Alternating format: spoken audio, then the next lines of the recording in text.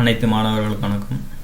இந்த வீடியோவில் 6ஆம் வகுப்பிற்கான அறிவியல் பாடத்தில் உணவுப் பொருட்கள் மற்றும் உணவுப் பொருட்களின் ஆதாரங்கள், அதாவது உணவுப் பொருட்கள் எந்தெந்த உணவுப் பொருட்களில் அதாவது ஆதாரங்கள்லேருந்து தயாரிக்கப்படுகிறது என்பதை பற்றி இந்த வீடியோவில் பார்ப்போம்.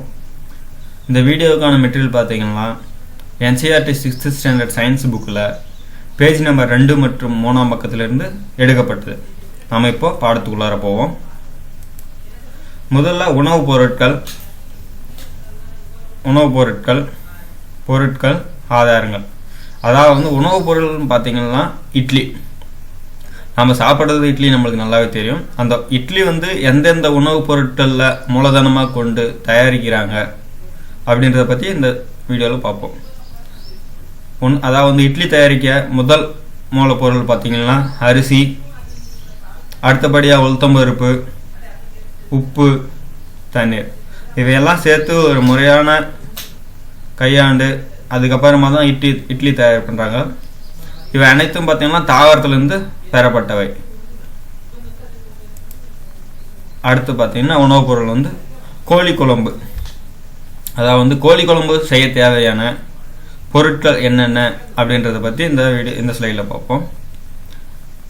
உணவுப் பொருள்னு பார்த்தீங்கன்னா கோழி குழம்பு பொருட்கள்: கோழி தேவை, அந்த கோழிக்கு தேவையான மசாலாக்கள், எண்ணெய் அல்லது நெய், தண்ணீர். அதாவது கோழின்னு பார்த்தீங்கன்னா விலங்கா வருது, ஓகேவா? அது ஆதாரம் பார்த்தீங்கன்னா விலங்கு. அப்புறம் எண்ணெய் அல்லது நெய் பார்த்தீங்கன்னா எண்ணெய் பார்த்தீங்கன்னா தாவரத்துலேருந்து எடுக்கலாம், நெய் பார்த்தீங்கன்னா விலங்குலேருந்து பெறலாம். அடுத்தபடியாக தண்ணீர். இந்த அனைத்து மூலப்பொருட்களையும் கொண்டு தான் கோழி குழம்பு நம்ம செய்யலாம். அடுத்தபடியாக உணவுப் பொருள் பார்த்தீங்கன்னா பாயசம். இதுக்கு செய்ய தேவையான பொருட்கள் என்னென்ன பார்த்தீங்கன்னா பால்.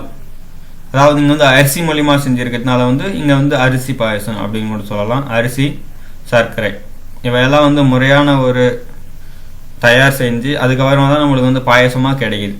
அப்புறம் பால் பார்த்தீங்கன்னா விலங்குலேருந்து கிடைக்குது, அரிசி பார்த்தீங்கன்னா தாவரத்துலேருந்து கிடைக்குது, சர்க்கரை பார்த்தீங்கன்னாலே தாவரத்துலேருந்து கிடைக்குது. ஓகே, அதாவது பாயசம் செய்ய இங்கே 3 பொருட்கள் தான் மிகவும் முக்கிய மூலதாரமாக பயன்படுகிறது. நெக்ஸ்ட் அடுத்து என்னன்னு பார்ப்போம். இது முன்னாடி இருந்த ஸ்லைடுக்கும் இதுக்கு ஸ்லைடுக்கும் பார்த்தீங்கன்னா கொஞ்சம் டிஃப்ரெண்ட் இருக்குது. அதாவது எந்தெந்த பகுதி பயன்படுது அப்படின்றத கொஞ்சம் அடிஷ்னலாக சேர்த்துருக்கோம். தாவர உணவுப் பொருள், அதாவது பார்த்தீங்கன்னா தாவரத்துலேருந்து என்ன ஒரு உணவுப் பொருள் செஞ்சுக்கிறான்னு பார்த்தீங்கன்னா இங்கே கத்திரிக்காய் குழம்பு.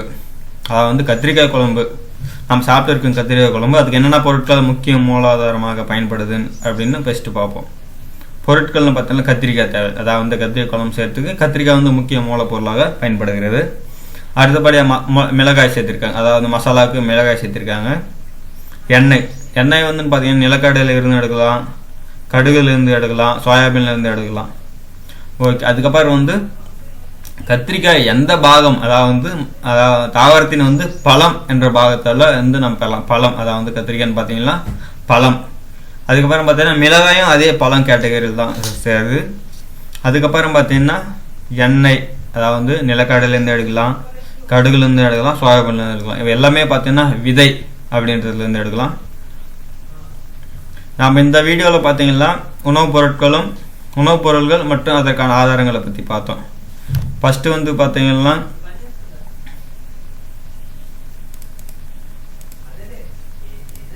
ஃபஸ்ட்டு இட்லி எப்படி தயார் செய்கிறது, எந்தெந்த பொருட்களை பயன்படுத்தியிருக்காங்கன்னு பார்த்தோம். அடுத்தபடியாக கோழி குழம்பு, அடுத்தபடியாக பாயசம், அடுத்தது கத்திரிக்காய் குழம்புல எந்தெந்த பாகங்கள், அதாவது தாவரத்தின் பாகங்கள் எந்தெந்த பாகங்கள் பயன்படுது அப்படின்னு பார்த்தோம். நன்றி, வணக்கம்.